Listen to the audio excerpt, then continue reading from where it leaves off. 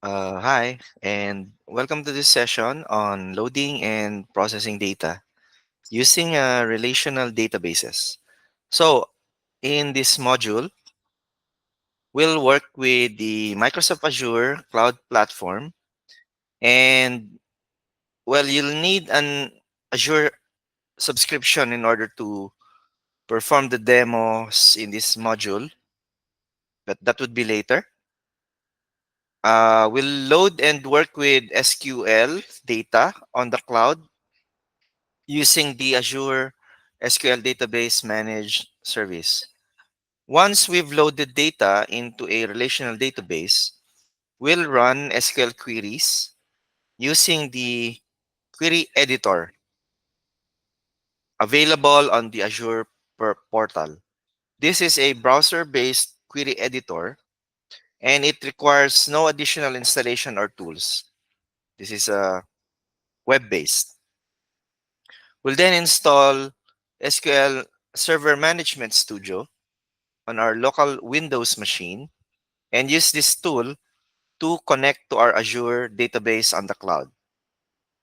And there's actually another technology that we'll use, which is the Azure Data Factory. We'll see how we can use pipelines within the Azure Data Factory to load data from different sources. All of this data will be loaded into our Azure SQL database. So working on the Azure platform is actually seamless. Anything that you do on your local machine, you can do on the cloud. The Azure SQL database is a managed relational database service on the Microsoft Azure Cloud platform. And this is ideal for OLTP or transaction processing applications. Um, there are actually other cloud platforms, and the one that I've been more exposed to is AWS. There's also Google Cloud.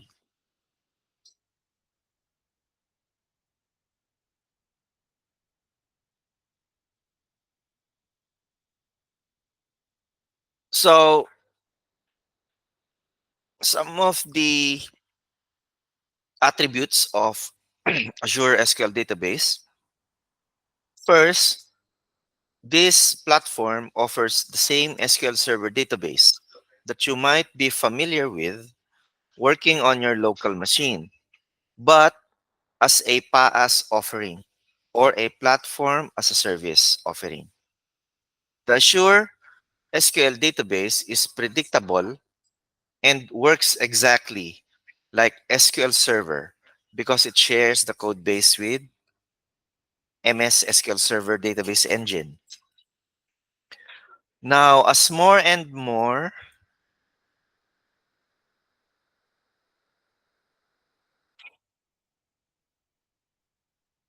companies migrate their infrastructure to the cloud, Microsoft decided to be cloud first.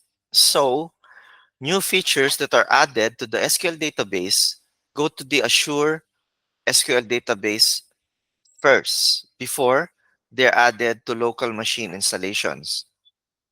Azure SQL Database is a fully managed relational database on the cloud. All of the administration and configuration requirements are mostly taken care of by Microsoft. There's no overhead for patching or upgrading your system.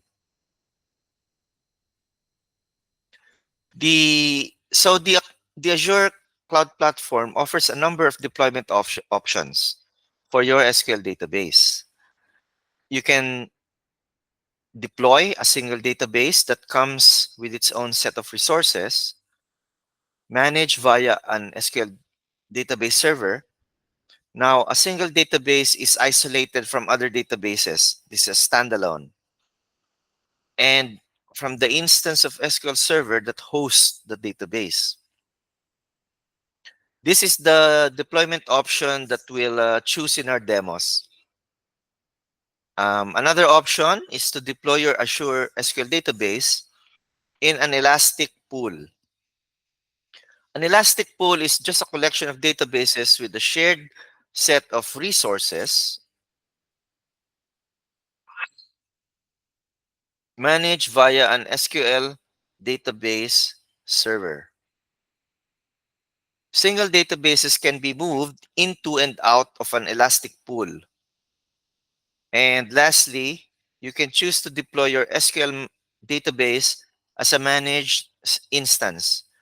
This is a collection of system and user databases with a shared set of resources.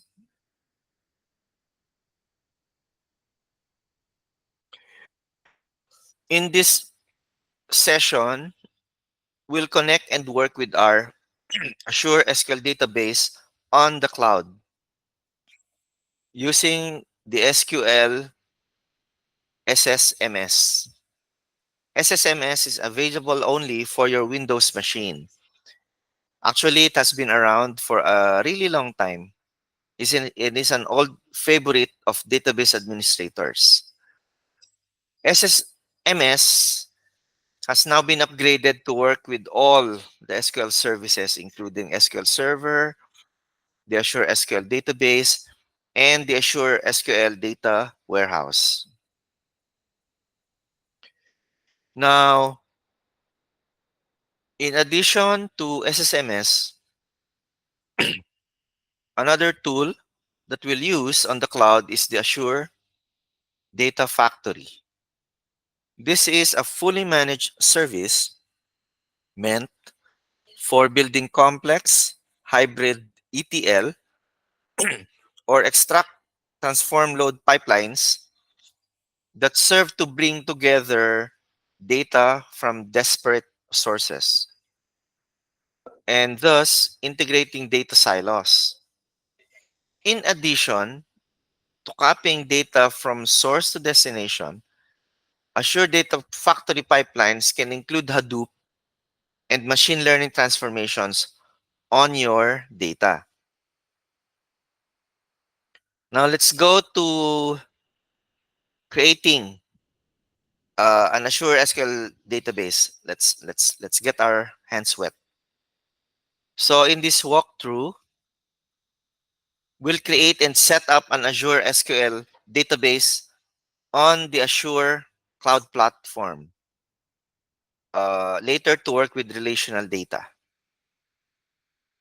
So here you can see this is the main portal for the Azure Cloud Platform. And this is accessible at you log into portal.azure.com. This is the main dashboard, which will give us an entry point to all of the services and resources that Azure Cloud has to offer. So on the left pane,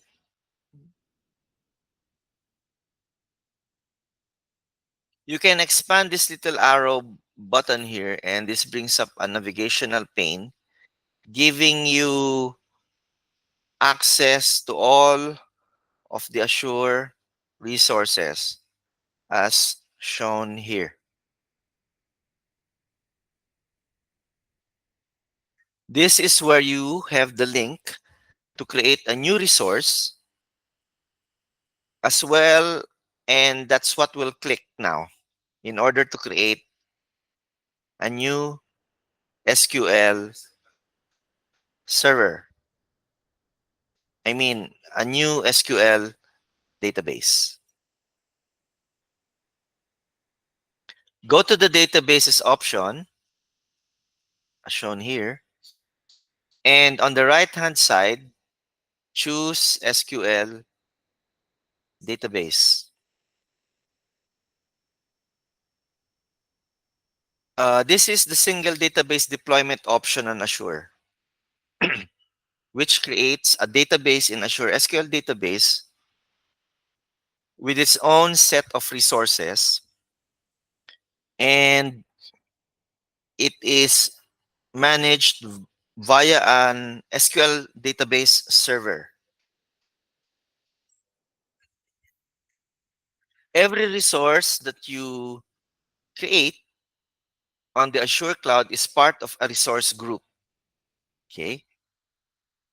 A resource group is simply a logical group of resources.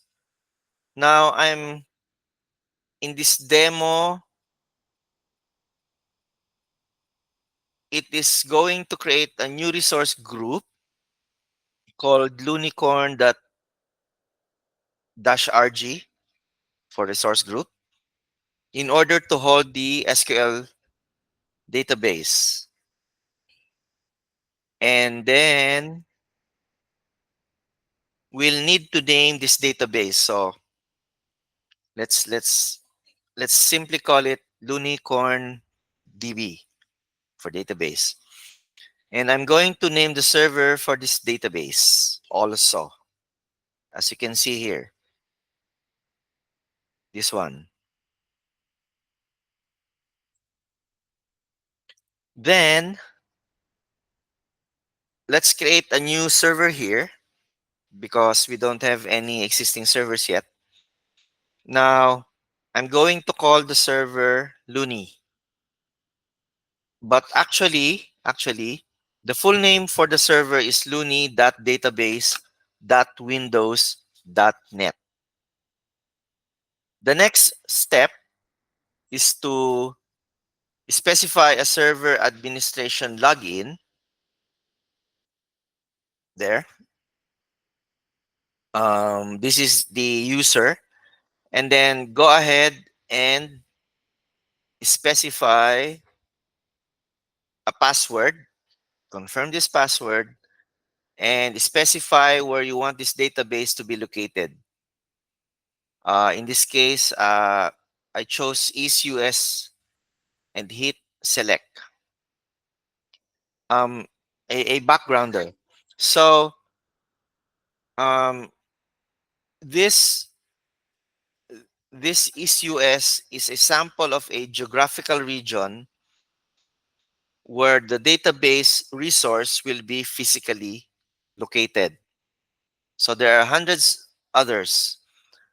In the Philippines, I believe the name is Asia Pacific, and it is physically located in Singapore.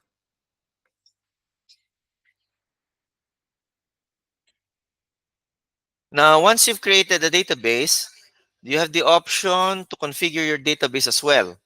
So click on the Configure Databases link and you can specify the number of DTUs and the maximum size of data that you can store here. A DTU on Azure is a database transaction unit, which is a blended measure of CPU, memory, data input output operations for your SQL database. It is lumped in this one single transactional unit. Then we'll just accept the default size of 10 DTUs. We can change it, of course, but for the purpose of this walkthrough, we'll just change the data max size, decreases to just be 500 megabytes, okay? Because of course, we don't want to store more than 500 megabytes of data. Then, now, based on this configuration settings, as you can see, um, these are the costings on the lower right. Um, this cost is on a per month basis. Um, now, let's go ahead and hit apply to accept this configuration settings. And then let's continue with the creation of this Azure SQL database. Click review and create. This will take you to a page where you can review the configuration settings that you made for your database. Click on the create button here and wait for this resource to be deployed. Once you get the, yeah, there's a message that your deployment is complete. You can click on this go to resource button and we'll now see how we can use this Azure SQL database on the cloud. This is the summary of what you've or what we've configured so far. Now, let's proceed. So on the left pane, you'll find a number of useful links pertaining to your just created Azure SQL database. Now, the one that we are going to use, right, is the query editor. This is where we write our SQL queries right here within this browser. Yes, this is inline, but you'll need to log into the database first in order to use this query editor. You can use the SQL Server authentication, or as you can see on the lower right, you can also try and use AD or Active Directory to sign you in. Now let's minimize the left navigation pane so that we have more room for the query editor. Now observe that the Active Directory single sign-on resource results in an error because cloud.user@lunicorn.com is not an Active Directory user. Take note of that. When we had set up the Azure SQL database, uh, remember but that we had specified Luni user as an SQL Server authenticated user. Type in the password for this user. Click on OK to sign in. So there we go. Now, off to the left of our query editor is a place where you can view the tables, views, and stored procedures associated with this database. In the center pane here is where you type in your query. But this is just a brand new database. There are still not tables yet. So you could try to expand the tables node. You'll find nothing. However, if you try to expand the views node, you'll find a view for the system table firewall rules. These are default views of the firewall rules configured on the Azure Cloud to access this particular database. Now we don't really need to worry about this. Next, let's okay, let's go in and type an SQL query within this query editor, and let's create a new table, and then let's name it mobiles, which only has two columns, an ID and a mobile name. Now, all queries can be executed by clicking on the run button here on the top left of the query editor. Execute this query and a new table will be created. Click on the results option here. Well, there are no results, but if you hit the refresh icon on this Object Explorer off to the left, you'll see that we now have a table in this particular database, the one that we just created. You can expand this node and you'll find the mobile stable has been created successfully. Next, um, let's perform another CRUD operation. CRUD meaning create, um, create, read, update, delete. Okay. So this time, let's insert some records in the into this table by using the insert into SQL command. So in this particular demo, we will insert into mobiles ID and mobile name the values that we want to insert, which in this walkthrough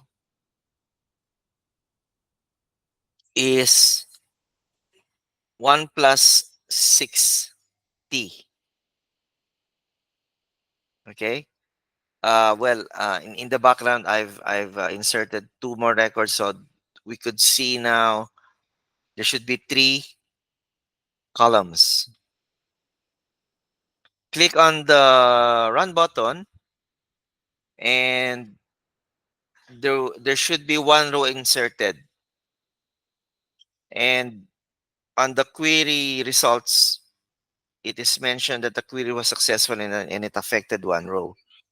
So, so that if you run a select asterisk from mobiles, you'll find that the three records are now available in your Azure SQL database. The query editor allows you to run a number of different queries actually right here within your browser. Now, here is how you update a particular record in your database. We use the update query. So in this sample, we just updated the mobile with ID 2300 and set its name from the previous one to be iPhone XR. Now, once you've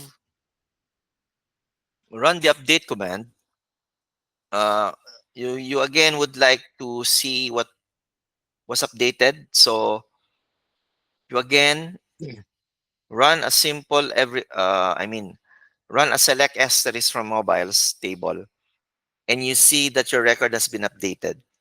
Okay, so 2300 is now the iPhone XR. Lastly, you can also use the query editor to run a delete query on your database. The syntax is delete from. So specifically, we will run, we will execute a delete from mobiles where the mobile name is equal to pixel 3.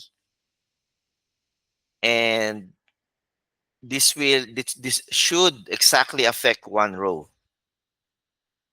So again, if you select asterisk from mobiles, you see that the pixel 3 record has disappeared from our database.